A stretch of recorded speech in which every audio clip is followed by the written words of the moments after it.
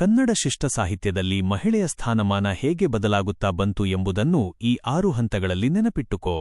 1. ಆರಂಭದ ಕಾಲ, ಕಾವ್ಯಗಳ ಲೋಕ ಮತ್ತು ಸ್ತ್ರೀ. ಕನ್ನಡ ಕಾವ್ಯಗಳಲ್ಲಿ ಮಹಿಳೆ. ಕಥೆಯ ಆರಂಭ.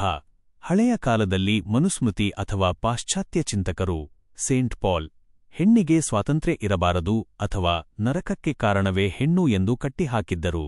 ಆದರೆ ಕನ್ನಡದ ಆದಿಕವಿಗಳು ಹೆಣ್ಣನ್ನು ಕಾವ್ಯದ ಮುಂಚೂಣಿಗೆ ತಂದರು. ಪಂಪ ಭಾರತದಲ್ಲಿ ಅಂಬೆ, ಅಂಬಿಕೆ, ಕುಂತಿ ಮುಂತಾದ ಪಾತ್ರಗಳ ಮೂಲಕ ಅಂದಿನ ಕಾಲದಲ್ಲಿ ಹೆಣ್ಣನ್ನು ಕೇವಲ ವಂಶ ಬೆಳೆಸುವ ಮತ್ತು ಪುರುಷರ ಇಷ್ಟದಂತೆ ಬದುಕುವ ಒಂದು ವಸ್ತುವಿನಂತೆ.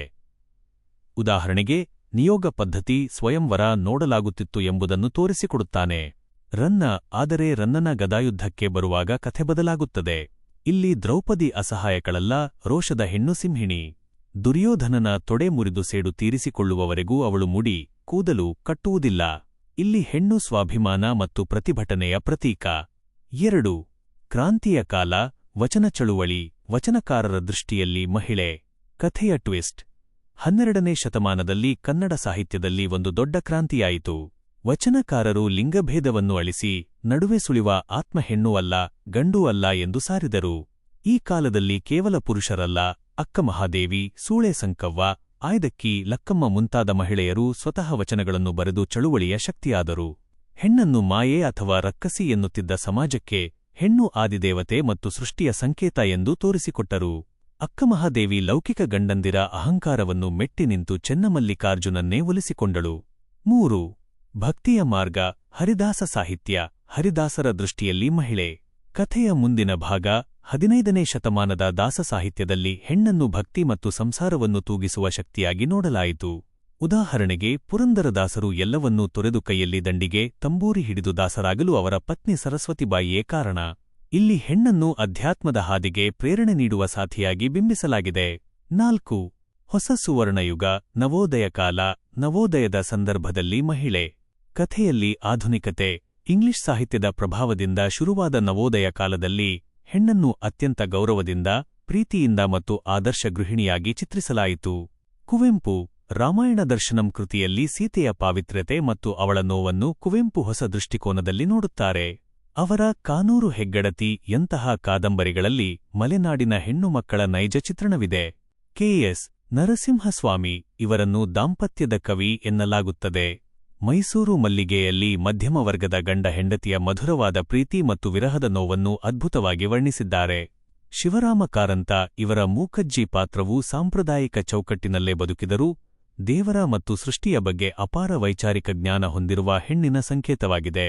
5. ಕಹಿ ಸತ್ಯದ ದರ್ಶನ, ಪ್ರಗತಿಶೀಲ ಮತ್ತು ನವ್ಯಕಾಲ, ಪ್ರಗತಿಶೀಲ ಮತ್ತು ನವ್ಯರ ದೃಷ್ಟಿಯಲ್ಲಿ ಮಹಿಳೆ. ಕಥೆಯ ವಾಸ್ತವಿಕತೆ, ರಿಯಾಲಿಟಿ. ಈ ಹಂತದಲ್ಲಿ ಕವಿಗಳು ಹೆಣ್ಣಿನ ಕೇವಲ ಸುಂದರ ರೂಪವನ್ನು ಮಾತ್ರ ನೋಡದೆ, ಸಮಾಜದಲ್ಲಿ ಅವಳು ಅನುಭವಿಸುವ ಕಷ್ಟಗಳನ್ನು ಬರೆದರು. ಪ್ರಗತಿಶೀಲರು ಅನಕೃ, ನಿರಂಜನ, ಹಸಿವು, ಬಡತನ ಮತ್ತು ವೇಶ್ಯಾವಾಟಿಕೆಯಂತಹ ಸಾಮಾಜಿಕ ಪಿಡುಗುಗಳಿಗೆ ಹೆಣ್ಣು ಹೇಗೆ ಬಲಿಯಾಗುತ್ತಿದ್ದಾಳೆ ಮತ್ತು ಶೋಷಣೆಗೆ ಒಳಗಾಗುತ್ತಿದ್ದಾಳೆ ಎಂಬುದನ್ನು ತೋರ್ಪಡಿಸಿದರು. ನವ್ಯರು ಪಿ. ಲಂಕೇಶರು ತಮ್ಮ ಅವ್ವ ಕವಿತೆಯಲ್ಲಿ ತಾಯಿಯನ್ನು ಫಲವತ್ತಾದ ಕಪ್ಪು ನೆಲಕ್ಕೆ ಹೋಲಿಸುತ್ತಾರೆ. ಮಕ್ಕಳು ಒದ್ದರೂ ಖುಷಿಪಡುವ, ತನ್ನ ಇಡೀ ಜೀವನವನ್ನು ಕುಟುಂಬಕ್ಕಾಗಿ ಮೌನವಾಗಿ ಸವಿಸುವ ತಾಯಿಯ ಸತ್ವವನ್ನು ಹೊಸ ಶೈಲಿಯಲ್ಲಿ ಕಟ್ಟಿಕೊಡುತ್ತಾರೆ. 6. ಬಂಡಾಯ ಮತ್ತು ಸ್ವಾತಂತ್ರ್ಯ, ದಲಿತ ಬಂಡಾಯ ಸಾಹಿತ್ಯ, ಬಂಡಾಯ ಸಾಹಿತ್ಯದಲ್ಲಿ ಮಹಿಳೆ. ಕಥೆಯ ಕ್ಲೈಮ್ಯಾಕ್ಸ್, ಇದು ಮಹಿಳೆಯರಿಗೆ ಆರ್ಥಿಕ ಮತ್ತು ಸಾಮಾಜಿಕ ಸ್ವಾತಂತ್ರ್ಯ ಸಿಕ್ಕ ಕಾಲ.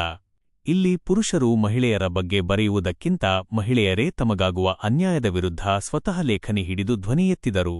ಕೊಡಗಿನ ಗೌರಮ್ಮ, ತ್ರಿವೇಣಿ, ಅನುಪಮಾ ನಿರಂಜನ ಅವರಿಂದ ಹಿಡಿದು ಗೀತಾ ನಾಗಭೂಷಣ, ಬಾನು ಮುಸ್ತಾಕ್ ಮುಂತಾದವರು ಬಂಡಾಯದ ಬಾವುಟ ಹಾರಿಸಿದರು.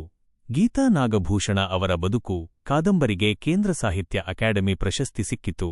ಇದು ದಲಿತ ಮಹಿಳೆಯರ ಸ್ವಾಭಿಮಾನದ ಹೋರಾಟವನ್ನು ಬಿಚ್ಚಿಡುತ್ತದೆ. ವೈದೇಹಿ, ಸುಕನ್ಯಾ, ಮಾರುತಿ ಮುಂತಾದ ಲೇಖಕಿಯರಿಗೆ ಕಾವ್ಯ ಎಂಬುದು ಪುರುಷ ಪ್ರಧಾನ ವ್ಯವಸ್ಥೆಯ ವಿರುದ್ಧ ಹೋರಾಡುವ ಕಾವ್ಯ ಖಡ್ಗವಾಯಿತು. ಎಕ್ಸಾಮ್ಗಾಗಿ ಕೊನೆಯ ಮಾತು, ಉಪಸಂಹಾರ. ಕನ್ನಡ ಸಾಹಿತ್ಯದಲ್ಲಿ ಮಹಿಳೆ ಕೇವಲ ಒಂದೇ ರೂಪದಲ್ಲಿ ಉಳಿಯಲಿಲ್ಲ. ಅವಳು ಕಾಲಕ್ಕೆ ತಕ್ಕಂತೆ ದ್ರೌಪದಿಯಂತೆ ರೋಷವುಳ್ಳವಳಾದಳು, ಅಕ್ಕಮಹಾದೇವಿಯಂತೆ ವೈರಾಗ್ಯಮೂರ್ತಿಯಾದಳು, ನವೋದಯ ಕಾವ್ಯದಲ್ಲಿ ಮನೆ ಬೆಳಗುವ ಗೃಹಲಕ್ಷ್ಮಿಯಾದಳು ಮತ್ತು ಇಂದಿನ ಬಂಡಾಯ ಸಾಹಿತ್ಯದಲ್ಲಿ ತನ್ನ ಹಕ್ಕಿಗಾಗಿ ಹೋರಾಡುವ ಕ್ರಾಂತಿಕಾರಿ ನಾರಿಯಾದಳು. ಒಟ್ಟಾರೆಯಾಗಿ ಕನ್ನಡ ಸಾಹಿತ್ಯದಲ್ಲಿ ಹೆಣ್ಣು ಯಾವಾಗಲೂ ಒಂದು ಉನ್ನತ ಆದರ್ಶ ಮತ್ತು ಶಕ್ತಿಯ ಪ್ರತೀಕವಾಗಿದ್ದಾಳೆ.